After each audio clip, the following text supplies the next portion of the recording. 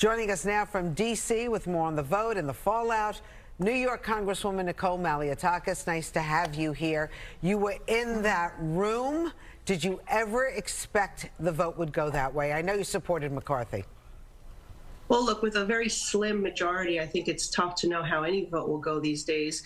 But it was very disappointing to see 8 Republicans, those from the far right, work with Socialist Squad and the Democrats to oust our speaker that is supported by 98% of this conference.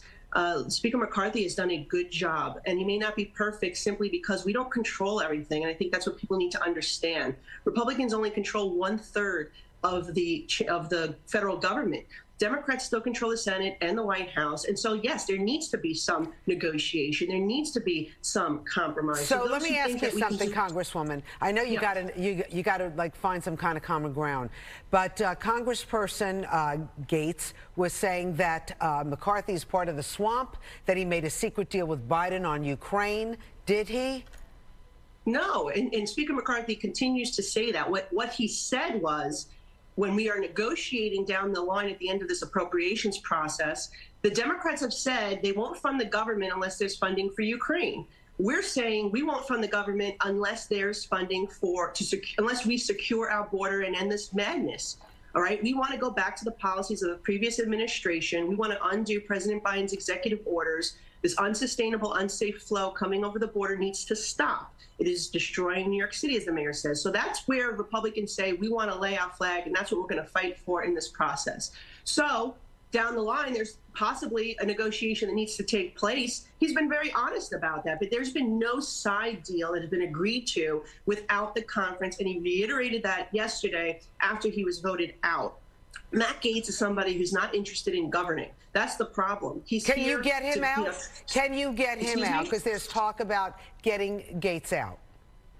Well, look, right now it's up to his constituents to vote him out, but he is under an ethics investigation as well. So there's a lot happening there, and that's part of the reason why he has this personal issue with the speaker, because the speaker would not intervene on his behalf, which is illegal, by the way. He's not going to do that if there's an open ethics investigation into him. So the speaker is doing the right thing here. And by the way, people should understand that when he says he voted with Democrats, that is not, look what Matt Gaetz did, right? He just sided with the Socialist Squad and all the Democrats to remove the speaker that 98% of our conference supports. Well, there's a couple of things. What happened the other day with the shutdown, I think this is important because this is what he's saying is the reason why he did this. We put up a conservative bill that would cut excessive wasteful spending, that would do basically a 25% across the board cut of non-defense discretionary to cut all that wasteful spending that we're always talking about.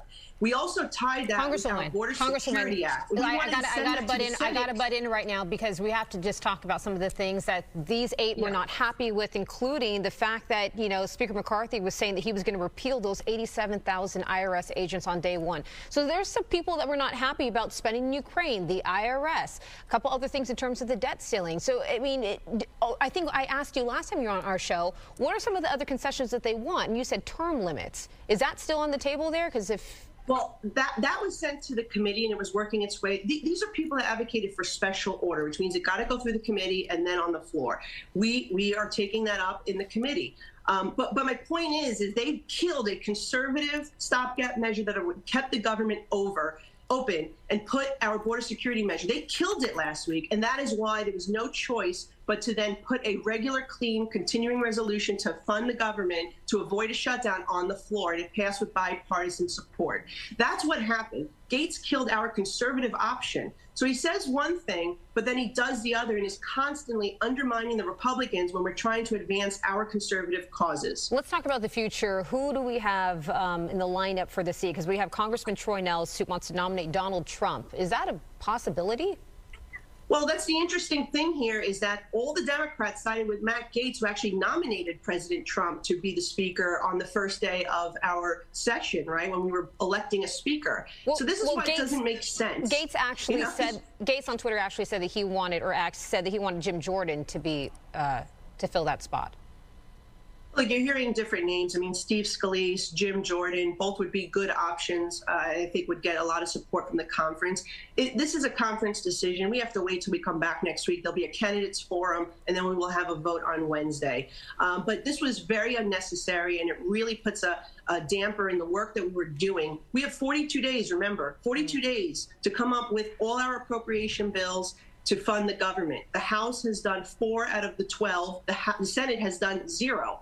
So we are far away from getting to where we need to be responsible and actually govern and fund the government in an appropriate way. And I think you know what? Vacate did How does this took away make our us, leverage, by the way, Congresswoman? How does this look to the rest of the world? I mean, this was the conversation last night with friends. What does this send to the world? Who wins in this position? I think the people who won were the Democrats, right? Because they always stick together. And for some reason, the Republicans can never stick together to do the job. We need to understand that we need to fight the Senate Democrats, right? We want a secure border. We want to cut wasteful spending. We got to fight with the Senate Democrats for that, not each other. And if we don't stand united, we're not going to be able to advance these causes. They've undermined our leverage yesterday by doing what they did. Congresswoman Nicole Malliotakis, thank you so much for talking with us this morning from D.C. Thank you. Good luck.